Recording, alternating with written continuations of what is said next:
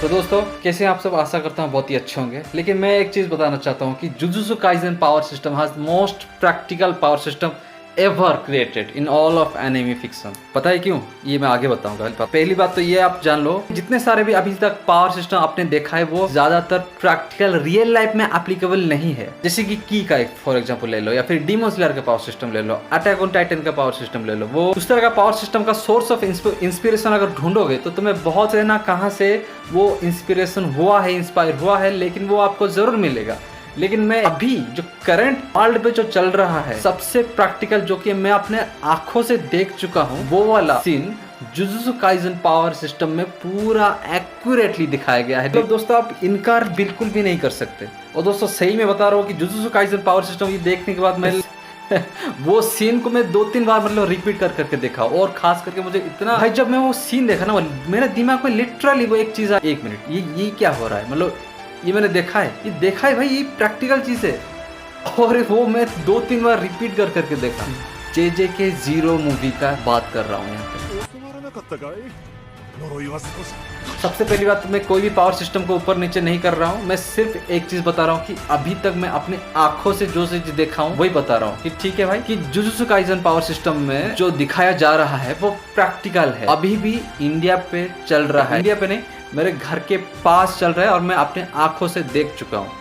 और Instagram post में मैं यही चीज़ बता रहा था कि भाई एक मस्त चीज़ मेरे हाथ में लगा है, मैं जुजुत्सु काइसेन रिव्यू करने वाला हूँ। हालांकि मैं ये मूवी रिव्यू नहीं करने वाला हूँ, मैं ये सिर्फ और सिर्फ एक ही पावर सिस्टम, एक ही सीन का पावर सिस्टम मैं यहाँ पे बताने वाला हूँ, सिंपली, और कुछ नहीं। देखो भाई, जिन लोगों ने मूवी देखा है जुजुत्सु काइसेन ज़ीरो, एक सीन आता है जहाँ पे उसका विलेन रहता है, उसका नाम रहता है सुगोरो गेत्तो। सुगोरो गेत्तो अपने रूम पे बैठा होता है, एक माँ बेटी आते हैं। वो जो माँ रहती है अपनी बेटी के लिए इलाज ढूंढ रही होती है। उसके बाद क्या होता है, वो बताती है मेरे बेटी को बहुत सारे मतलब प्रॉब्लम है, दर्द कर रहा है, पूरे बॉडी कंधे पे दर्द कर रहा है। लेकिन ये बताने से पहले ही सुगोरो गेत्तो को पता चल जाता है कि ऐसा ऐसा हो रहा है, तुम्हारे कंधे दर्द कर रहा है, पूरा बॉडी पे पेन हो रहा है, गला दबाने की कोशिश कौन कर रहा है और मैं सांस नहीं ले पाता हूँ। लड़की ऐसे बताने से पहले वो सुगोरो गेत्तो पहले से ही बता देता है। तब तक के लिए सब कुछ सही था, मैं आराम से देख रहा था। लेकिन उसके बाद उसने क्या किया कि उसने डायरेक्ट वो क्या करा, कर्स एनर्जी को, राक्षस जो कि कर्स एनर्जी उसको बोलते हैं, उसको पूरा खींच के एक बॉल बना देता है और उसको खा जाता है। ठीक है, तब से मेरा प्रॉब्लम शुरू हुआ है। वे व्हाट, ये नहीं होना चाहिए था। तब से मेरा प्रॉब्लम शुरू हुआ है कि भाई दोस्तों देखो यहाँ पे क्या हो गया। ये एनिमे बनाने वाले वो कहाँ से कहाँ पहुँचते हैं, क्या क्या चीजें रिसर्च करते हैं। मतलब बात दोस्तों ये है, दोस्तों यहाँ पे आप समझ रहे हैं ना मैं क्या कहना चाहता हूँ? नहीं, इस तरह का जो चिकित्सा है, मतलब आप मान के चलो कि आपके बॉडी पे थोड़ा पेन हो रहा है। अभी मैं कुछ रियलिटी की बात कर रहा हूँ, रियल लाइफ की बात कर रहा हूँ। डॉक्टर मतलब पेन किलर दे रहा है लेकिन फिर भी ठीक नहीं हो रहा। ये सालों साल आपको पेन अभी भी हो रहा है और चल रहा है। मतलब कुछ भी कर लिए आपका सर दर्द हटता नहीं है, पैर का दर्द है या जोड़ों का दर्द है या फिर मतलब आपको वेस्ट के अंदर दर्द है, बहुत सालों से ये छोड़ता नहीं है।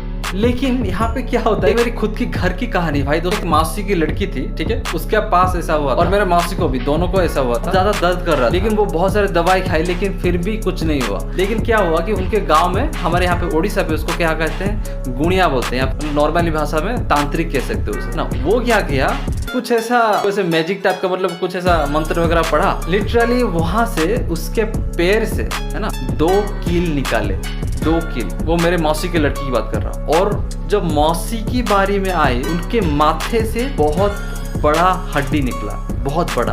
तो आप कनेक्शन समझ पा रहे हो ना कि क्या हो रहा है यहाँ पे। तो मैं पहली बार ये एनिमे देखा ना, मुझे लगा कि फाइटिंग सीन ओके ठीक, लेकिन एक कर्स एनर्जी क्या है मैं बिल्कुल नहीं समझ पा रहा। मतलब नेगेटिव एनर्जी को ये लोग कर्स एनर्जी में कन्वर्ट कर रहे थे, ठीक है, ये सिंपली बात है। लेकिन मैं अभी तक नहीं समझ पाया। जब से वो सीन देखा ना भाई मैं क्या ही बोलूं, जो कि दोस्तों मतलब ये आज भी हो रहा है, आज भी, लेकिन ये लुप्त होने की कगार पर है। ज्यादातर इसके प्रैक्टिशनर धीरे धीरे कम हो रहे हैं।